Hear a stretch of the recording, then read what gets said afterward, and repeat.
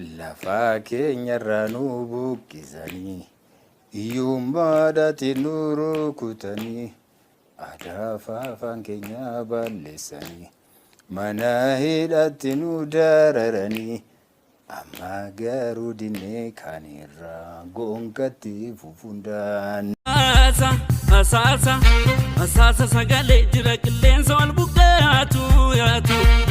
Eenyu baatee kana keessa qalbeeffatu dhaggeeffatu. Asaasa. Tumaan hidhannee yoo alagaan sitti dhaadate laggee ofitti ni himatanii himadhu. Ni himatumaan himannee hiriyyaan ara garaasi bara mataa.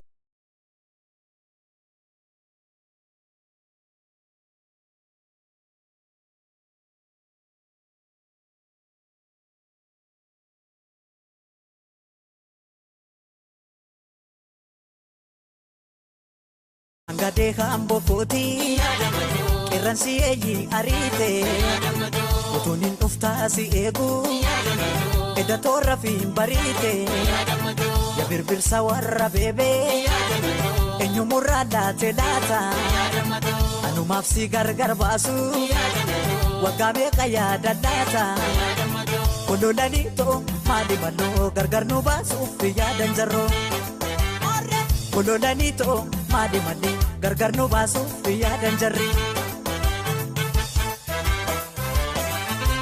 Koya magade ko mado Shole mado Ya magati tiya loko Sifan gurgure joroko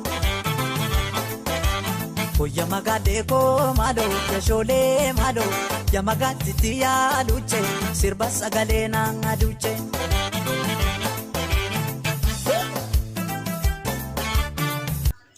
ilmaan Oromoo bakka jiraatan wallahi bakka jiraatan lubbuun jiraanne warra akkanaa kana wartee warra lubbuun jireenya isaanii dabarsanii uummata isaaniitiif kananii guyyaa 40 ol lubbuu isaanii gartee beelaan qaxxaanii coraan isaanii akkanatti raadome ijjatee nyaan jaalati deemte qofaa keessa harku fonyaaf wallahi ittiin boonna ittiin ol qabannee boonnaan sinjee garaan isaa naa gubatu diinni arrollee isaan faana jirra filannoon uummata Oromoo mullee qaalitti jira gubadhaa warri pippiidha.